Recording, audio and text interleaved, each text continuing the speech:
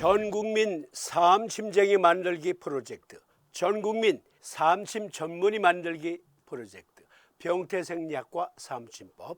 오늘 여러분들과 함께 다룰 주제는 3차 신경통입니다. 3차 신경통은 여러 번 다룬 바 있지만 보다 발전된 의학관으로 보다 확실하게 정리해 드리도록 하겠습니다. 3차 신경통의 병태생리부터 이 그림 잘 봐주세요. 3차 신경통은요, 얼굴 세 부분에서 발생합니다. 연두색 부분, 옵달라믹 너브, 안신경, 눈과 관련된 신경 영역, 달리 V1이라기도 합니다. 그리고 분홍색, 상악신경, 맥질러리 너브, 달리 V2라고도 합니다. 그리고 보라색 영역은 맨디블라 너브, 하악신경 영역인데요, V3라기도 하죠. 이렇게 세 군데에서 통증이 발생하는데요. 3차 신경은 안과 상악, 하악 신경 등 세 가지가 있으며 V1은 이마와 위 눈꺼풀 감각 신경을, V2는 아래 눈꺼풀과 뺨을 포함한 얼굴 중앙 부분을, V3는 이마 측면, 아래턱 그리고 저작 근육의 신경을 분포합니다. 3차 신경통은 얼굴에 번개가 치는 듯한 통증으로 묘사되는 신경학적 질환입니다. 이러한 단기간의 발작은 하루 종일 여러 번 발생하여 환자를 쇠약하게 만들 수 있습니다. 3차 신경통은 거의 항상 편측성으로 발생하며 3차 신경의 일부 또는 모든 분지를 침범할 수 있지만 V2와 V3가 가장 흔하게 영향을 받습니다. 3차 신경통은 얼굴 양쪽에 다 발생하는 경우는 드물어요. 아니, 그런 경우도 있지만 아주 드물다. 그리고 가장 심한 통증이 나타나는 부분, 그것은 눈, 즉 V1인데요. 이 경우에는 아주 드물게 발생하고 V2 영역과 V3 영역에서 가장 많이 발생한다. 분할면별 통증 발생 빈도를 보겠습니다. V1, 이곳에 단독으로 이 부분에만 발생하는 경우는 5% 미만, 상악신경 영역에서 발생하는 통증은 30% 정도, 그리고 보라색 영역인 하악신경 영역, 이곳에서는 30에서 35%. 그런데 양측에 모두 발생하는 경우는 드물다 그랬는데 약 1.7%에서 5% 정도는 양쪽에 다 발생하기도 합니다. 그러면 3차 신경통의 원인은 무엇인가? 먼저 혈관 압박이라는 게 있습니다. 이 그림에 보시면 3차 신경절이에요. 그런데 상소뇌동맥이 3차 신경을 압박을 해요. 그것이 트리거입니다. 혈관 압박, 기저동맥에서 기시하는 혈관인 상소뇌동맥은 3차 신경 근처를 지나갑니다. 혈관신경 충돌 시 상소뇌동맥 고리는 3차 신경의 신경근 진입 부위를 직접 압박합니다. 그러면 미엘린 덮개 손상이라는 신경학적 증상이 발생하는데요.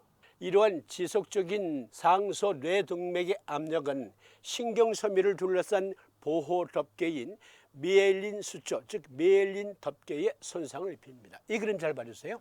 이것은 여러 번 말씀드렸죠. 우리 몸의 신경세포들은 이와 같이 피복이 둘러싸여 있어요. 그런데 피복은 중간 끊어진 게 대부분이죠. 그런데 이 피복 부위가 이렇게 벌레 먹은 것처럼 손상됐어요. 벗겨지고.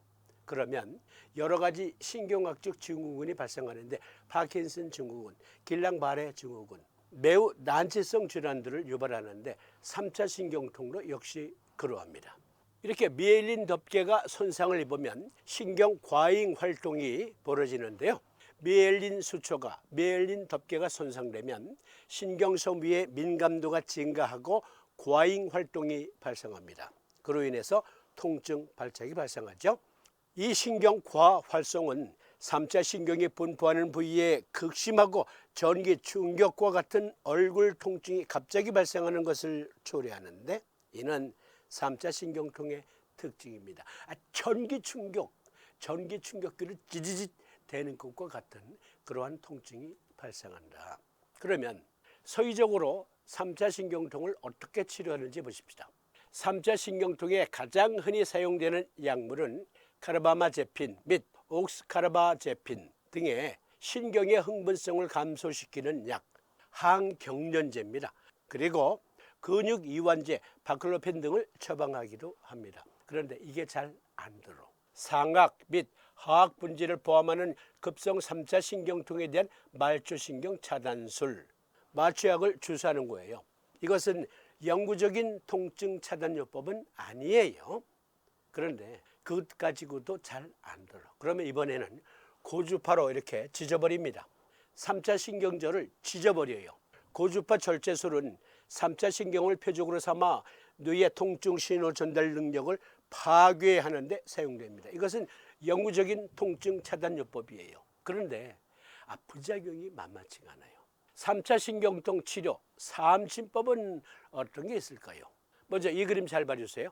패라심파데틱 너버 시스템, 심파데틱 너버 시스템.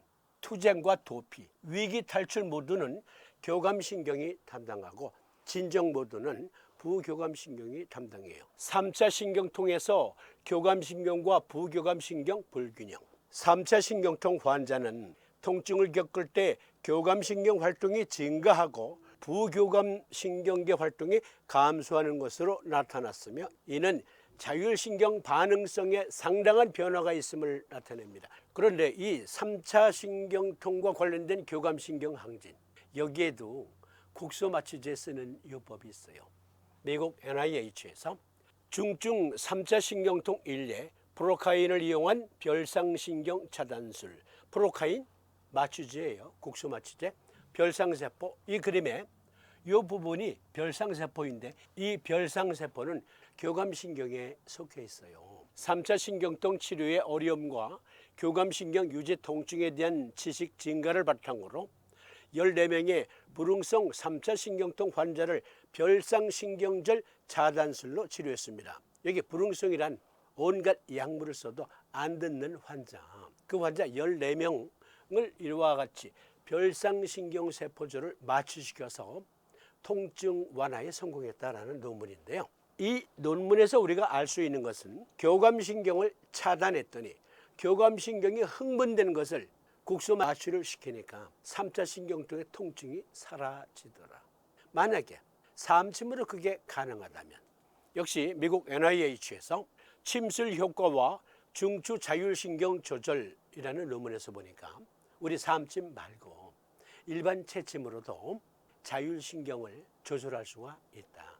새로운 증거에 따르면 침술은 교감신경과 부교감신경 활동의 불균형으로 인해 발생하는 다양한 질병에서 특정 뇌 영역을 활성화할 뿐만 아니라 관련 뇌 영역의 적응성 신경 전달 물질을 조절하여 자율신경 반응을 완화하는 것으로 나타났습니다.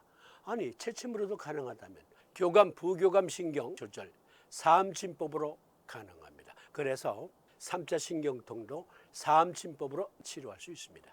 삼침법에서는 3차 성격, 다음 성격, 그리고 위정격을 쓰는데요. 교감신경 과잉은 부교감신경 저하다. 그런데 3차 성격은 어떨 때 적용하냐면 교감신경이 과잉으로 증폭된 거예요. 항진됐어요. 그런 경우에 적용할 수 있고 다음 성격 역시 교감신경 과잉일 때 적용할 수 있는데 그런데 여기 이 그림에서 보시듯 3초경과 다음경의 얼굴 부분 순행도를 보면 V1, V2 그리고 V3 모두를 순행하고 있습니다. 그리고 위경의 순행도를 보니까 주로 V3 부분을 순행합니다. 그래서 이 세 가지 요법을 쓰는데요. 교감신경 과잉으로 어떠한 스트레스 상황에서 그냥 호전적이다. 다음 성격을 놓고 3차 성격을 겸해서 놓는 겁니다. 그리고 어떠한 스트레스 상황에서 그냥 짜증 히스테리 발작 교감신경 항진이 두드러지면서 나타나는 3차 신경통 그 경우에는 3초 성격 그리고 다음 성격 그런데 여기 3초 성격은요 변형 3초 성격이에요. 즉 3초 정격의 보살을 반대로 한 거죠. 통곡 액문의 N극 임읍중조 S극 다음 성격은 상냥기움의 N극 양곡 양보에는 S극을 적용합니다. 그런데 교감신경이 항진되었다는 것은 부교감신경은 위축이 된 거잖아요. 물론 교감신경이 과잉으로 증폭된 상황에서 부교감신경 증상은 나타나지 않는 경우가 있어요. 예를 들어서 소화기계 장애, 신경쇠약, 위 배출 지연, 그러니까 먹은 게 잘 안 내려가, 소화가 잘 안 되고, 변비, 초변은 딱딱한데 나중에 나오는 변은 묽은 변이 나올 수 있어요.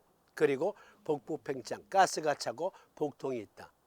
이것을 수반한 3차 신경통에는 위정격을 먼저 놓고 그리고 3초 승격을 적용합니다.